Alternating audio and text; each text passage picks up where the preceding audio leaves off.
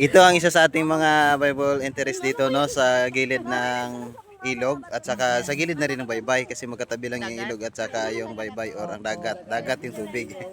Sino yung pangalan natin ay? Nida Villegas. Nanay Villegas. So, ano po yung masasabi nyo dahil tungkol sa mga kinain ng mga kabataan? Masarap po dito. Kahit kung gusto mang kumakain, aabot na lang kasi nandito naman ang bunga.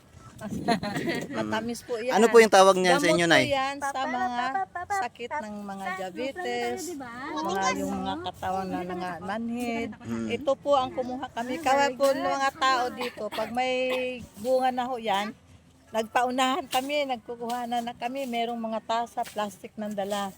Para pagdating sa bahay, yun ang pinagkain-kainan nila. Anong tawag po niyan sa inyo, Nay? Ang hindi ko po anong dyan na kasi ang tawag nila para daw yung pipino naman daw nga hilaw. Pero masarap siya. Ako dati yan talaga, hindi ako nakain. Eh ngayon, natikman ko at sabi yung kumuha na dyan, masarap ito ate, gamot po ito. Tingnan nyo po kami, hindi kami mukhang tumanda talaga, hindi sila tumanda na.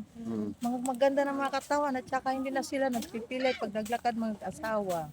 Ang ganda nga po yung gamot na yan. Ay, pati ang anak ko po, apo ko.